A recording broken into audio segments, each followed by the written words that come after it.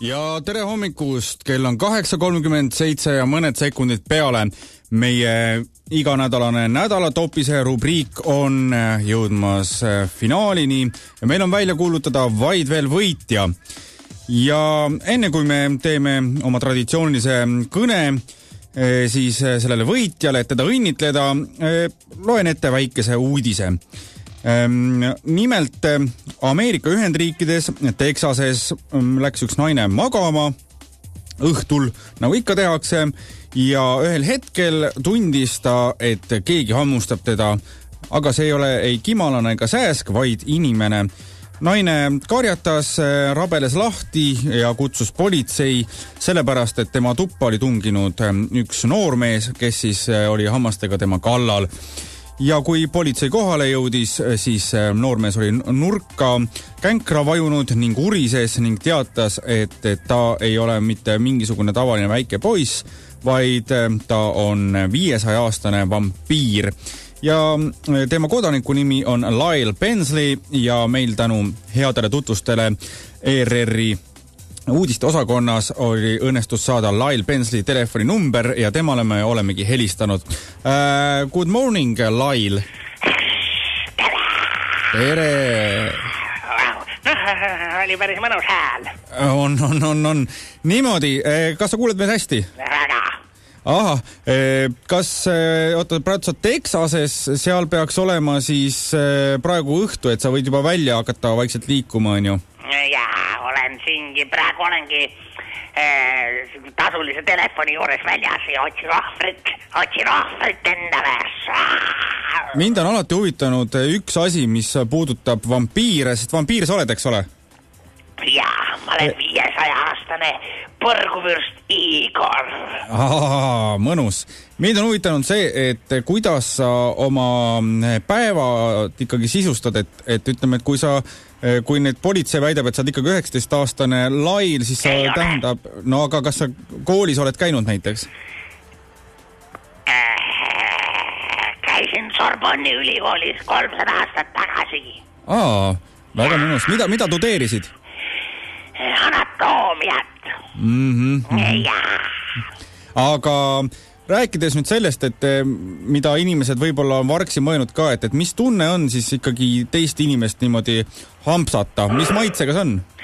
Väga hea, väga mõnus on, sest et sa tunned, kuidas elu sinusse voolab. Ja on väga hea, ma soovitan kõigile, kes tunnevad endas vampiiri kirge. Tulge, ma hammustan teid ja hakake ise ka hammustama. Aga mingi parem retsept võib-olla alustades lihtsalt toorest inimlihast on natukene nagu rets, et natuke mingit gurmaani nurgakest? Te helistate mulle Eestist, jah? Eestist ikka, jah? Eesti on hea koht selleks, et teil on ju rahvustoit verivorsti. Hammustage verivorsti ja verikäkki. Loomaverd, proovige juua. Proovige natukene lihtsalt, kui käige pidudel, kus kakeldakse ja siis seal ikka tilgub verd maha ja oodake, kui kõik on ära läinud ja pimeduse varjus minge lakkuge seda. Põrandat tuleb lakkuda. See on... Siis kui teie hambad on veel nõrgad ja välja arenemata. Väga hea, aga...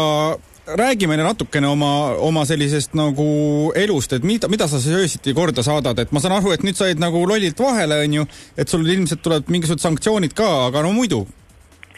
Ma võin rääkida sellest vahele jäämisest ja seal oli ju salaja pandud küüslauku igale poole.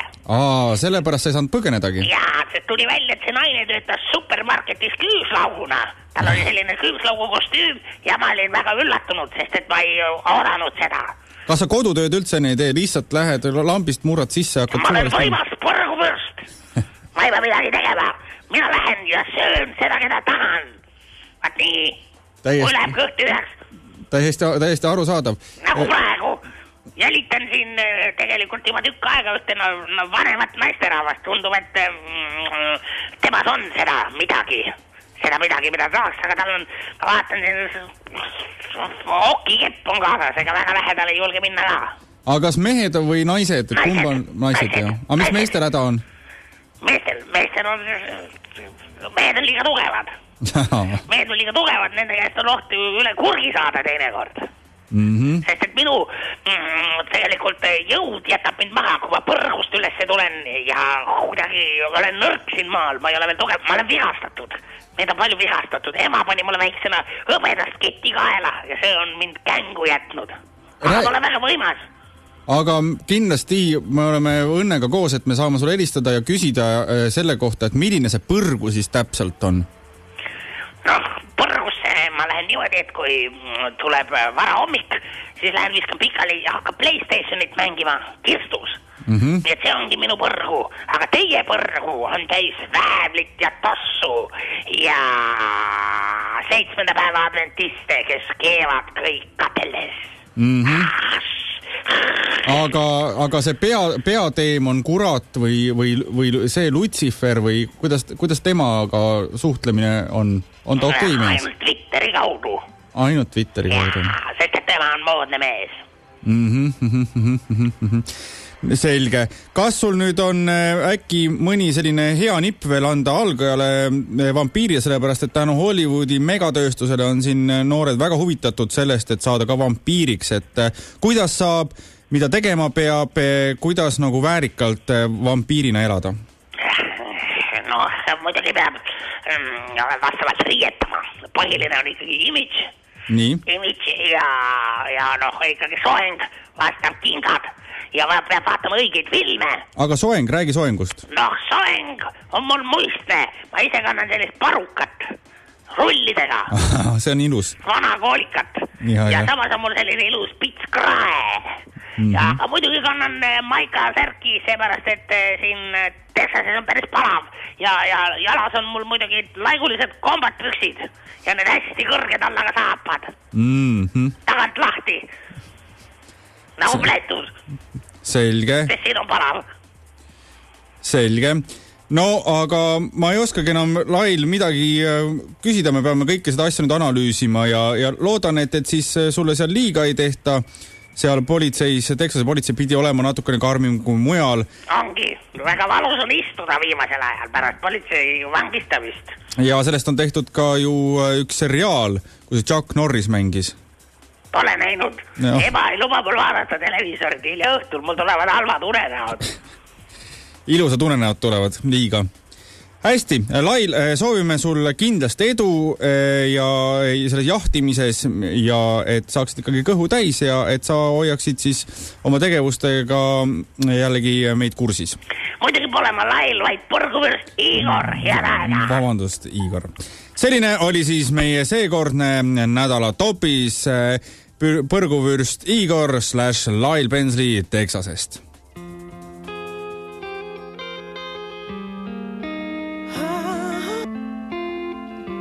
Hope you're feeling happy now. I wonder what you're doing now. I hope